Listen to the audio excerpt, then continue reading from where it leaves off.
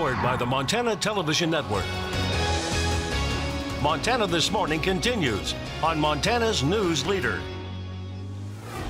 President Trump ramps up his message, saying his fire and fury warning to North Korea may not have been tough enough. I'm Terry Okita in London with the latest. And the president is taking on another leader in his own party. Coming up on Mr. Trump is breaking the mold of party politics in another way in the nation's capital. Good morning, Southwest Montana. 6:28 on this Friday. Chet Lehman, Missy O'Malley with you. Matt has our weekend forecast coming up in just a moment. Our top story this half hour. President Trump, after issuing his harsh fire and fury warning to North Korea earlier this week, says now perhaps his warning wasn't actually stern enough. And this as residents of the tiny island of Guam, U.S. territory, find themselves right smack dab in the middle of this crisis more and more every day. Terry Okita is in London with our latest. U.S. military forces on Guam are at the ready after a threat from North Korea that it's finalizing plans to launch 4 missiles near the island. Residents who woke up to this local headline have mixed feelings on how worried they should be that the latest war of words might result in an actual war. It's pretty scary. They threaten us. Bring it. The U.S. is strong. I'm pretty sure we got them. That's a sentiment President Trump echoed Thursday at his golf club in New Jersey. He does something in Guam, it will be an event the likes of which nobody's seen before, what will happen in North Korea. As for criticism that President Trump earlier this week ramped up the rhetoric too dramatically with his promise of fire and fury, Mr. Trump disagrees. Maybe it wasn't tough enough.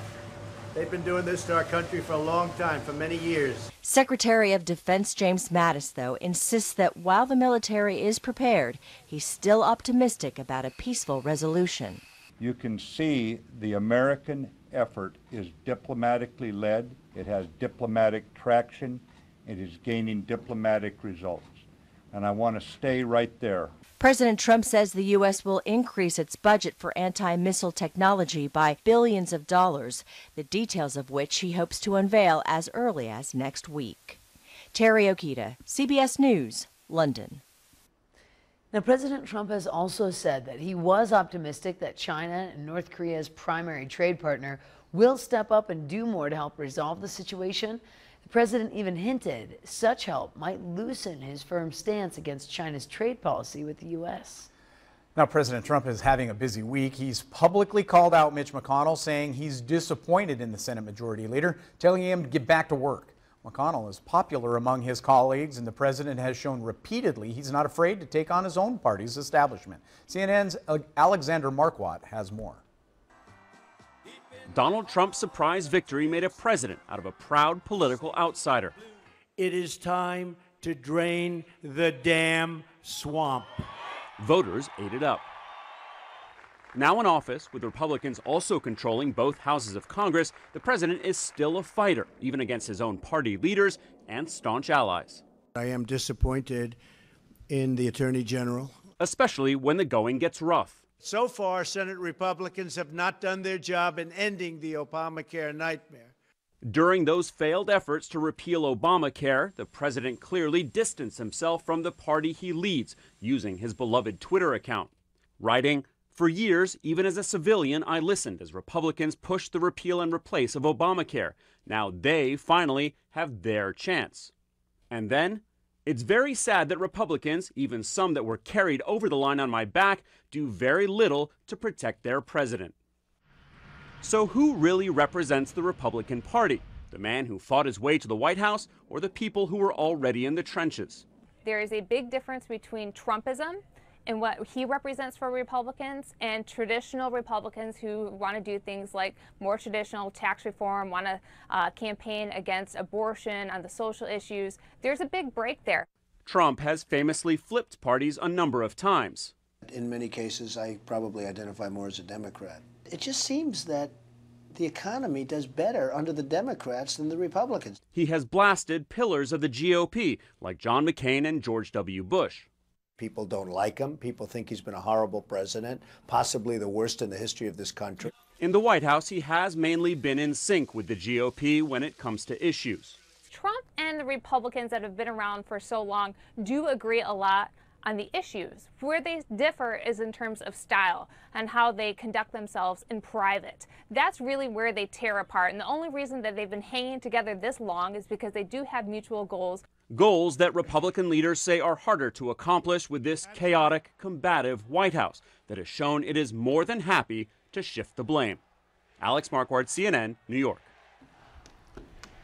6:33 on this Friday. The haze continues to roll across southwest Montana. Matt, temperature's not bad underneath all of that, though. It's not bad. It's certainly warmer this morning than it was yesterday. Yesterday, jacket weather for me. It was a little chilly. It was pretty for sure. cool.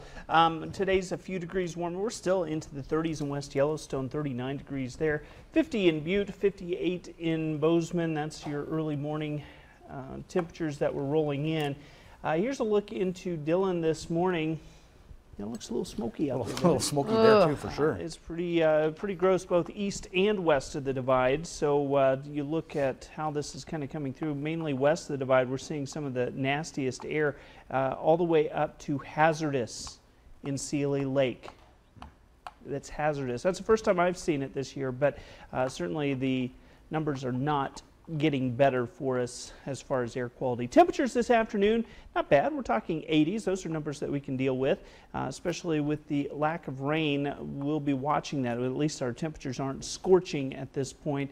We'll continue to monitor that. But our temperatures should begin to warm up toward the tail end of the weekend. But along with that, we do have some showers and thunderstorms in the forecast. We're going to break that down from the Billionaire Weather Patio coming up in about 10 minutes. Thank you for that, Matt. 6:35 here on your Friday. And speaking of that hazardous air quality, an update for you now on the wildfires burning closest to our viewing area. The Myers Fire is burning 25 miles southwest of Phillipsburg.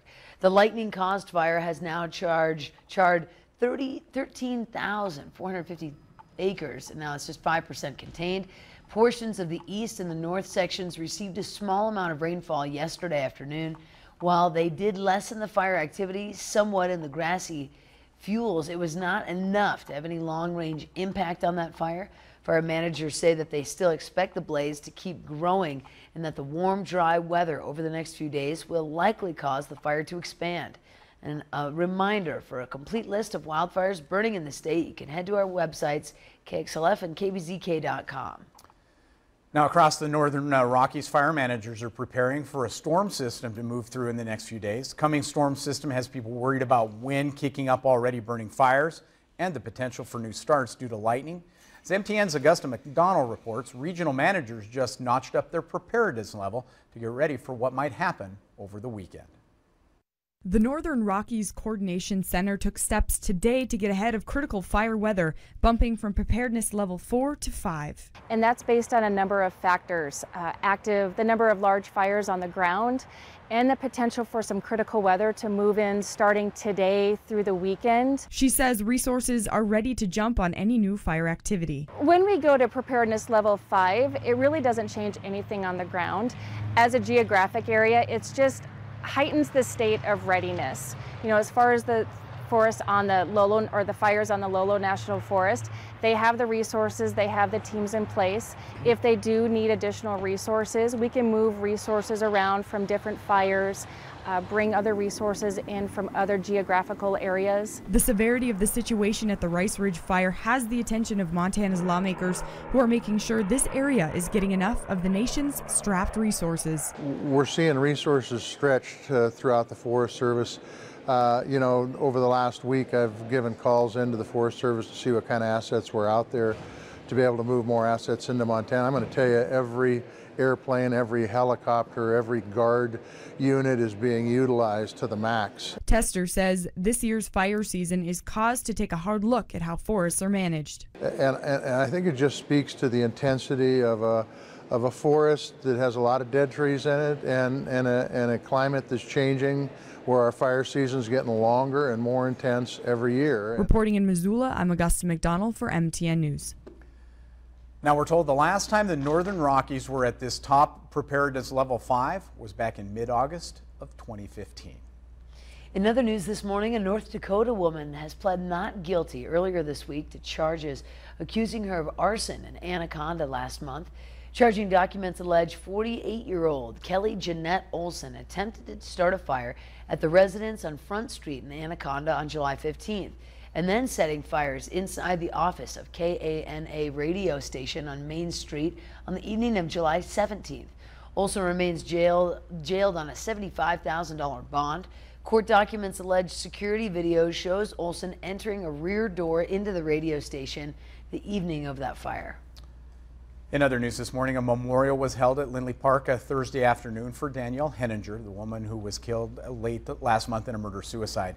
MTN's Caitlin Corbett tells us how hundreds of family members and friends are remembering her. Cars and people flooded Lindley Park as friends and family joined in a ceremony to share memories and celebrate Danielle Henninger's life.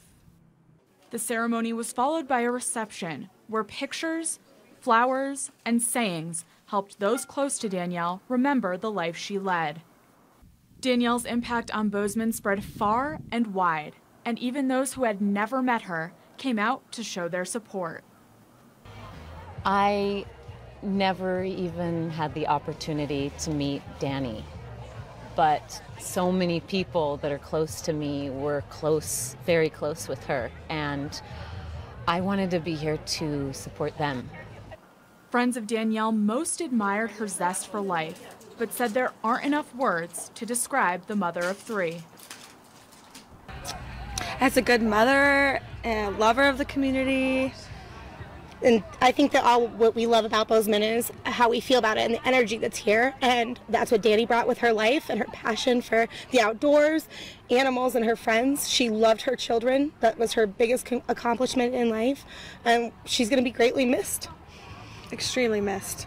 It's really hard to sum up in just a few words. She was an amazing person. Amazing. Reporting in Bozeman, Caitlin Corbett, MTN News.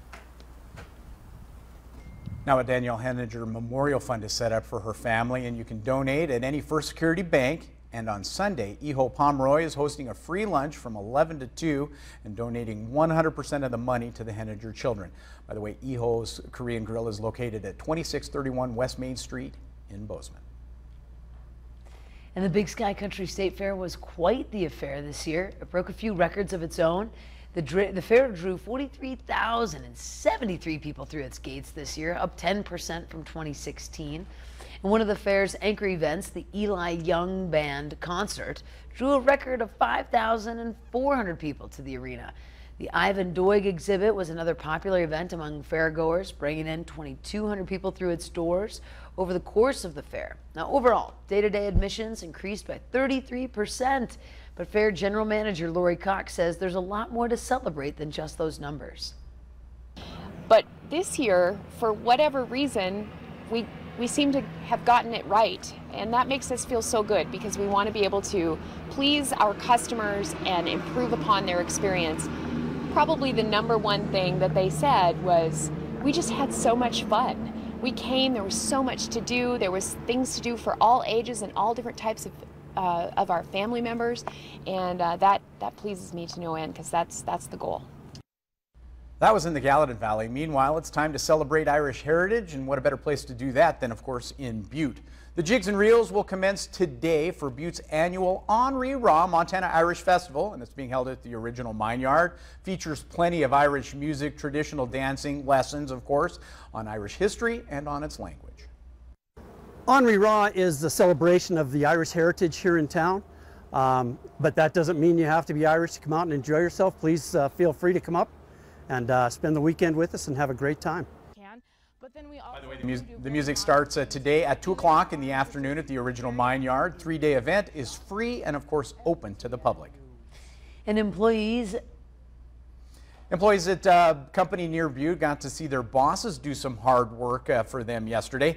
Managers at REC Silicon just south of Butte spent Thursday washing employee vehicles to raise money for Butte's annual Relay for Life, which is a national fundraising event for the American Cancer Society. Employees paid $7 to have their car washed. REC is a big supporter of the American Cancer Society. Our goal is to raise $10,000 this year. So far we're at about $4,600. We get another $1,400 and REC will match and bring us to $10,000. Relay for Life event will take place September 16th at Dubuque Plaza Mall. Area businesses are encouraged to participate in that. I love that story. I do love the fact awesome. that the boss is out there cleaning the cars. Love that. That's a big deal. I absolutely love that. We do have to take a quick 2-minute break. In just a moment, Montana This Morning returns. Stay with us. I'm Danielle Nottingham in Los Angeles. Coming up, I'll tell you how to safely view the upcoming solar eclipse. Good morning. Ahead on CBS this morning, President Trump doubles down on his threats to North Korea. We are the only network to visit Andersen Air Force Base in Guam for a look at how the military there is preparing for a potential clash. It's a preview of Monday's CBSN On Assignment. We'll see you at 7.